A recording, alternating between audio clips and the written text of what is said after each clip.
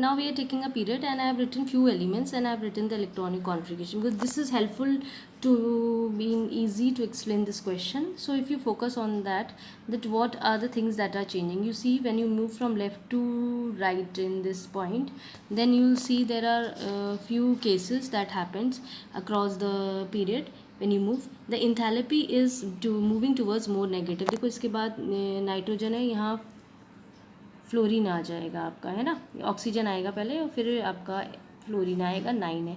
तो ये मेटल है, ये कंडीशन अगर आपको याद हो ये मेटल है और ये कंडीशन क्या है आपकी नॉन मेटल की है ना। आगे तो नोबल गैसेस है। तो ये जो आपकी कंडीशन है आप यहाँ देखते जा रहे हो कि मोर नेगेटिव होते हैं। भाई एक एक्सेप्शनल केस है ही नियॉन, इन लोग का नोबल गैसेस का, इनकी पॉजिटिव वैल्यू होगी। तो बेसिकली क्या हो रहा है कि when you move from left to right it is becoming more and more negative ions are there, है ना। तो मोर नेगेटिव हो जा रहा है, तो electron gain enthalpy value is becoming more negative. यहाँ से पॉजिटिव से शुरू होगी, यहाँ आपका मोर नेगेटिव की तरफ आएगा। अब बेसिकली होता क्या है, what you have to focus on it, you please focus on the atomic size. Atomic size periods में, अब नंबर ऑफ शेल की बात नहीं कर रहे हैं, we are talking about atomic size. When you move from left to right in a period it decreases, you know why. Second thing is that what you have to focus about the nuclear charge. Nuclear charge is increasing, right? So the nucleus is, अगर आप किसी को भी बना के देख लीजिए, suppose करो एक बना के ले लेते हैं लिथियम को, और ये लास्ट हमारा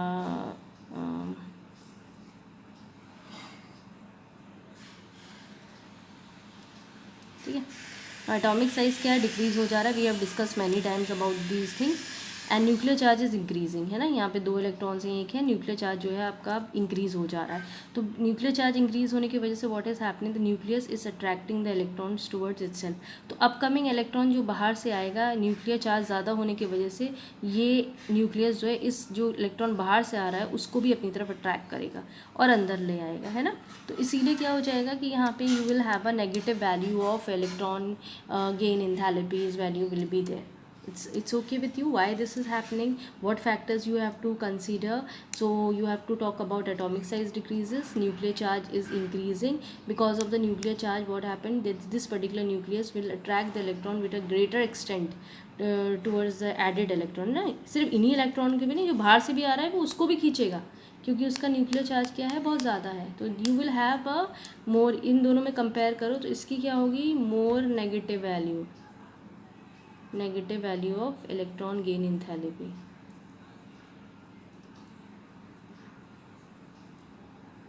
It's okay. Now let's talk about the group 1. Group maybe let's talk about some example. Now I have written the electronic configurations for the elements and you will see that every time your few things are increasing, that is your atomic size is increasing because the number of shells are increasing. तो आप यहाँ पे किस term पे बात करोगे, atomic size. Atomic size is increases over year, और पीछे क्या था आपका, डिक्रीज था।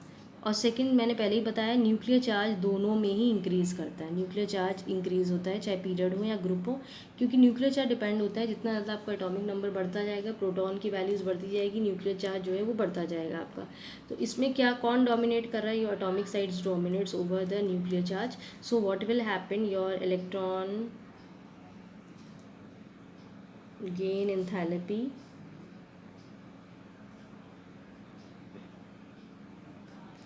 becomes less negative, right? It will become less negative, but we have certain exception। देखो इतना easy नहीं आएगा कि ग्रुप और पीरियड में एक्सप्लेन करो, यहाँ आएगा indirect questions. Indirect we have to focus, we have already discussed but I am repeating it again. Now the first question I have already mentioned you, noble halogens have negative values of electron gain enthalpy. If you talk about any of the halogens, I am writing the electronic configuration, ठीक है। If you see that electronic configuration, their electronic configuration is NS2NP5। अगर आप Cl की लिखो तो भी 1s2 2s2 2p6 3s2 3p5। So every time you are getting this scenario, ये last two को देखो, NS2NP5। Now you need how many electrons? They are coming in the group 17, they need 1 electrons, need 1 electrons. ठीक है, जैसे ही तुम इसमें 1 electron, as they gain 1 electrons the electronic configurations become nearest to the noble gas. जैसे F की देखो, जैसे ही इसमें आपने 1s2 2s2 2p6 डाला, अभी किसकी तरह रिजेंबल कर रहा है, कौन इसका नेक्स्ट है अपकमिंग नोबल गैस, नियॉन।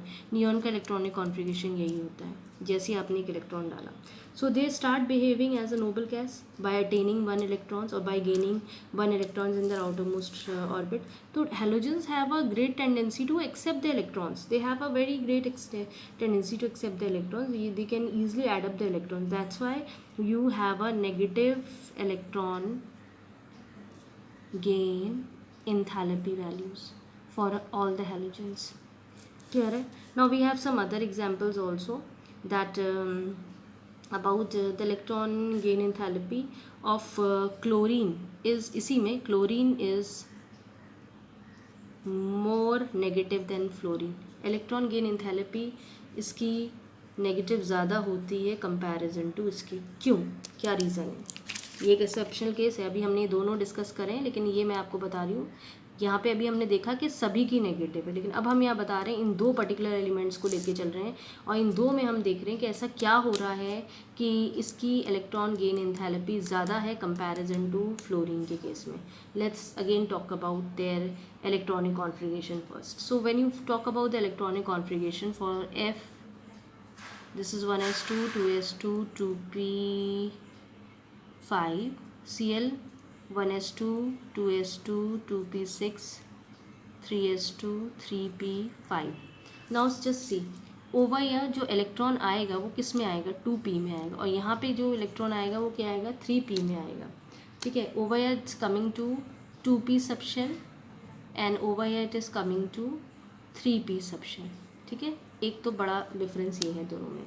दूसरी कंडीशन जो इसमें आती है फ्लोरीन का, एक बहुत बड़ी प्रॉब्लम है, its atomic size is small. so size of fluorine is small, so fluorine के केस में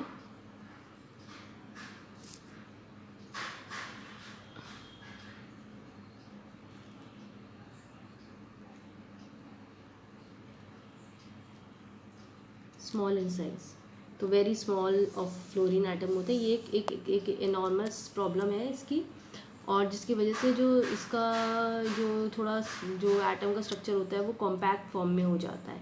ठीक है, और इसके जो इनका साइज़ स्मॉल होने की वजह से इसके एटम का एक प्रॉब्लम आती है, वो आती है inter electronic repulsions. Inter electronic repulsions in 2p subshells of fluorine, ठीक है, is much larger comparison to, is larger than 3p subshell of Cl of chlorine। ठीक है, तो ये कंडीशन आ जाती है जिसके वजह से अगर आप कंपेयर करते हो तो आप है ना इलेक्ट्रॉन जो है वो अगर आप ऐड करना चाहोगे क्लोरीन में ईजीली इलेक्ट्रॉन एंटर्ड हो जाता है, लेकिन फ्लोरीन में क्योंकि यहाँ पे तो रिपल्शन हो रहे हैं इलेक्ट्रॉन्स में, तो यहाँ पे क्या होगा, जब इलेक्ट्रॉन्स क्लोरीन के पास इलेक्ट्रॉन आएगा वो ईजिली एंटर्ड हो जाएगा कंपैरिजन टू फ्लोरीन, इसीलिए इलेक्ट्रॉन गेन एंथैल्पी ज़्यादा नेगेटिव होती है क्लोरीन की, फ्लोरीन की कम होती है। Again we are repeating the same question. Noble gases have the positive electron gain enthalpy. I have already mentioned you that noble gas have electronic configurations is stable and they don't need any electrons now.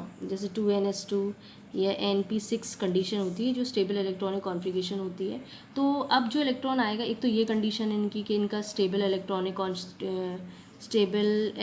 Configuration होता है, they have a stable electronic configuration. Second point, you have to see that the upcoming electron will come to the next, I have told you, next higher principal quantum number। यहाँ पे अब जो electron आएगा अगर आप डालोगे तो वो 3s में आएगा। ठीक है, तो यहाँ पे क्या है, you have to next electrons comes in next higher principal quantum number, right? ठीक है, यानी अब जो इलेक्ट्रॉन आएगा वो 3s में आएगा। तो ये थोड़ा सा एक अलग कंडीशन होती है, तो इसीलिए टेंडेंसी नहीं होती है practical, they don't accept any electrons, right. Same with the magnesium part also, जैसे आप मैग्नीशियम का निकालिए 1s2 2s2 2p6 3s2, it's this is also a case of completely filled 3s सब शेल होते हैं इसके पास। सो अब जो इलेक्ट्रॉन आएगा वो 3p पे आएगा। इसमें ये सिनेरियो नहीं लगेगा कि next higher principal quantum number, but point is that 3p पे आएगा, तो वो भी एक अलग कंडीशन हो जाती है। तो they also don't have a tendency to accept the electrons. Now let's come to the nitrogen. Nitrogen it has a positive electron gain enthalpy, we have discussed it. Always try to make the electronic configuration for the elements. So 1s2 2s2 2p3. Now just see if you this thing that in 2p it's one electron, this is the case of half filled shells. So half filled shells, इसमें भी क्या है, they don't have the tendency to accept more electrons because they are highly stable, they possess stable electronic configuration, so they also don't take up any additional electron. It is not very easy to add the electron. Nitrogen में देखो, nitrogen की tendency है कि वो 3 electron लेगा, लेकिन ये बहुत आसान नहीं होता है. when you are it's accepting the electrons, you need to provide the energy will never be released over here. तो यहाँ पे कंडीशन एनर्जी रिलीजिंग वाली नहीं होती है, यहाँ एक एंडोथर्मिक कंडीशन चलती है, क्योंकि एक्चुअली हाफ फिल्ड है, ऑलरेडी स्टेबल्ड है ये इनका electronic configuration, and you are adding the electrons, है ना, ज़बरदस्ती आप इलेक्ट्रॉन्स डाल रहे हैं, तो you have to provide the energy, external energy should be provided to it, so that time you are providing the energy, तो it is a endothermic reaction, it's not at all an exothermic reaction. So that's why we have a positive electron gain enthalpy values has been there. So this thing you have to keep it in mind, okay, they have half filled shells, electronic configuration is stable in it, right? This thing you have to keep it in mind, and whenever you will add an electron, when electron is added,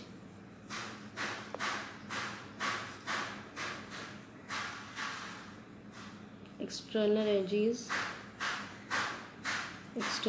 energy is provided to nitrogen atom, therefore process is endothermic and it has positive electron gain enthalpy.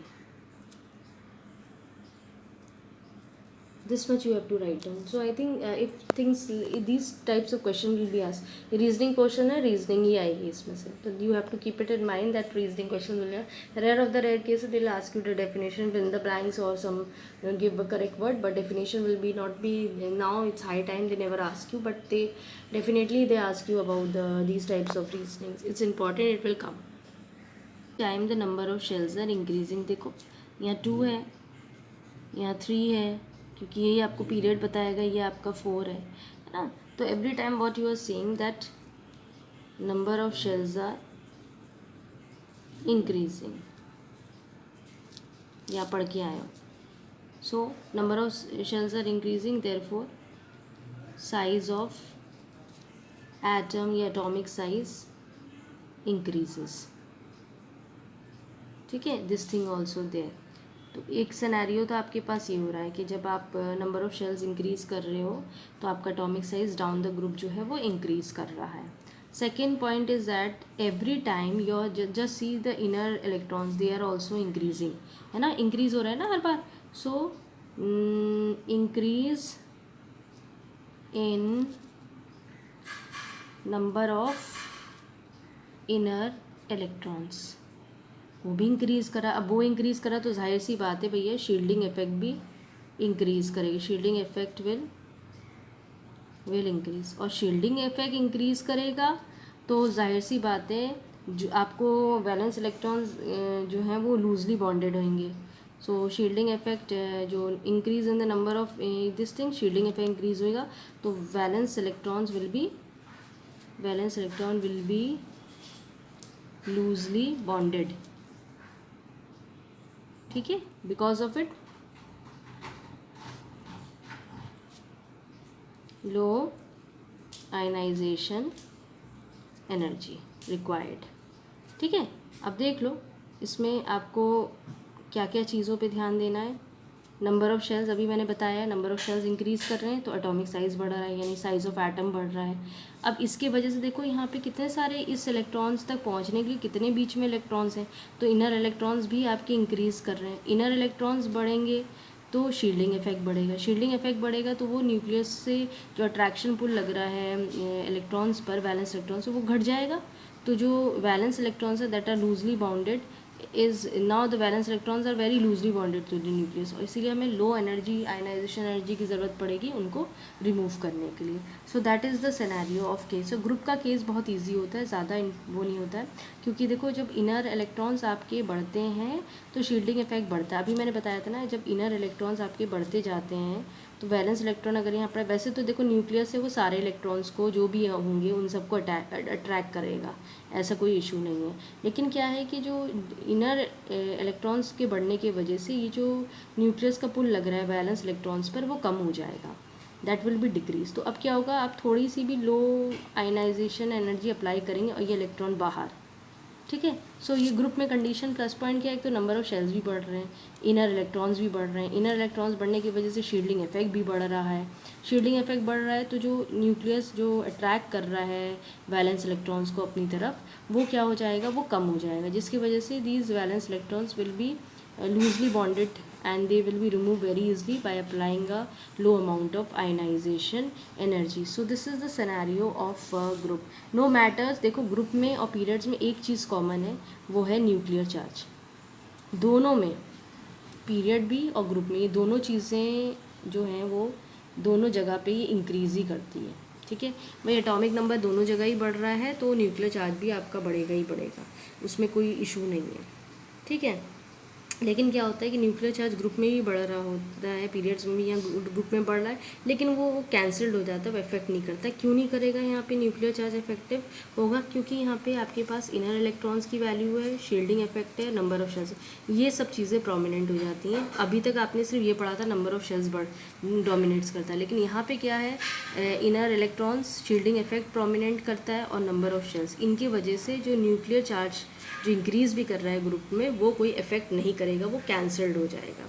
Because there are two things. Nuclear charge, देखो यहाँ पे भी nuclear charge बढ़ रहा है, अभी यहाँ period को हटा दो, तो मैं समझाने के लिए लिखा है, लेकिन थर्ड पॉइंट क्या हो जाएगा, nuclear charge increases, but this nuclear charge will not dominates over these two things. Number of shells is increasing and the shielding effect is increasing, that therefore the nuclear charge is cancelled in the group and the ionization potential is low in the group. So overall क्या हो जाएगा, ionization potential या energy बोल लो is low in the group. One more thing you have to remember in ionization energy or ionization potential, when you are removing an electron, right, so you need this particular energy.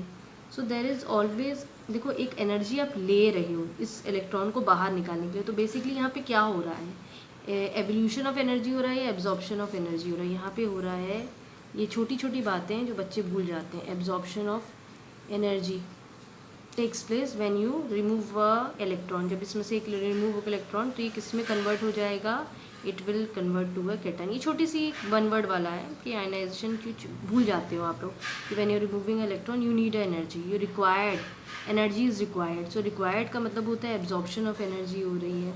ठीक है, तो basically अगर दूसरे शब्दों में देखा जाए तो ये एक एंडोथर्मिक रिएक्शन हो रही है, क्योंकि आप एब्जॉर्प्शन कर रहे हो ऑफ एनर्जी, आपने हीट की ज़रूरत